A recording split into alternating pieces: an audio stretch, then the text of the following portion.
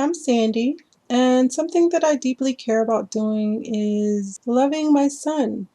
I have a 14-year-old son who keeps me motivated. His name is RubyMelo, and we call him Melo for short, but he's far from mellow. He actually keeps me on my toes. Before my surgery, life was easy. I worked at a Christian academy, a school for children from preschool age to senior year in high school in Deerfield, Florida. And it was the best job ever. I picked up the phones. I was basically a secretary. The kids, they used to make me feel so alive, and they were always looking to see what I was going to do with my hair because I used to be a hairstylist. I was single, which I didn't like to be. I want to be married eventually one day, but I had just recently got divorced from my husband. But I wasn't worried about it because I just felt like I had so much to offer, so much to do for myself and focus for myself. My initial injury happened in 2015. I got into a car accident that left me paralyzed from the shoulders down. I broke my C4, C5 area, I believe. I'm not sure if I'm fully complete or incomplete. I basically got into a car accident with a friend of mine during lunchtime, about to go drop him off to work, and a little old lady missed her stop sign, hit my black Impala at the time, and flipped my car about 5 times. Seatbelt wrapped around my neck, and then the rest is history, I guess. Some of the barriers that I face after my paralysis, sometimes it's really hard to communicate with people on how to do certain things for you, especially because you're so used to doing it for yourself. So sometimes you can get really frustrated when you're trying to explain yourself or trying to get somebody to do something that could ultimately be very personal. So one of the biggest barriers that I still face as a disabled person is my communication and how I speak to people and how they speak to me and how they understand me. It's the same things that kind of help me live again, like being able to motivate myself, motivate other people, using positive affirmations to reaffirm some of the things that have brought change in my life. Another thing that helped me back to life is my son. He really motivates me in ways that he doesn't understand. Like, I feel like at least one person in the world needs me and is waiting for some type of instruction from me.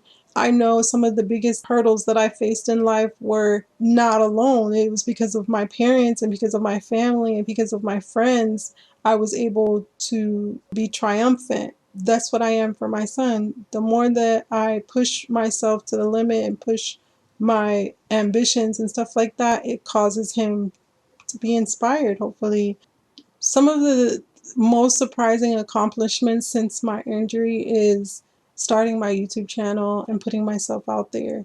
I've always wanted to share my story even before I was paralyzed because God has allowed me to be able to conquer some really crazy experiences. He's allowed me to also be articulate and share my story in a way that helps people, and I'm excited to do that. Before, I knew I had a voice, but I didn't know what direction. I didn't really know how solid it was. Now I feel like I have so much more to say because I see the world in so many different views. As a Black woman, I see how Black women are treated. As a Black person in general, the condition of our country right now, facing, racial battles and stuff like that. And then now that I'm disabled, we as disabled people face a lot of adversities that I didn't even realize that they go through until now. I kind of think that I was a little bit prejudiced before against disabled people. Not, I guess people act some type of way when they don't know what's really going on. That's another thing that I faced after my paralysis. Friends and family truly don't treat you the same. A lot of people they're not around anymore. The next few skills and experiences that I'm eager to have right now is being able to travel.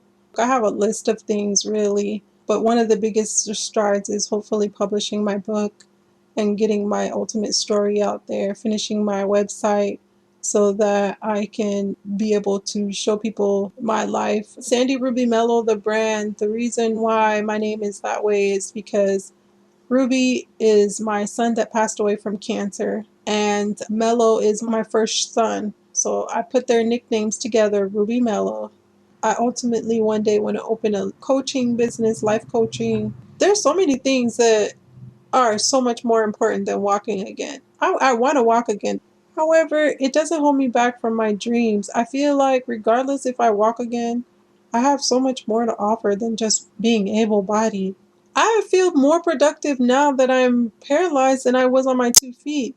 Before on my 2 feet, my thoughts were constantly racing. I had no time to really appreciate the small things. And I was just so worried about the big picture that I used to forget to take my time to enjoy the little things. Now, as a paralyzed person, my thoughts don't race anymore. I'm able to find my, center really quickly. I'm not in a rush for anything. Everything is in due time. I'm a lot more patient. I have gained so many positive skills during my paralysis that I know that everything happens exactly the way it's supposed to and as it should. If I were to talk to somebody who is just newly injured right now, going through something like I am, some of the things that I would tell them is that life is not over. You have to keep going and change your mind about it. Nobody's going to motivate you but yourself, and you have to try to find your real you within your new normal or whatever.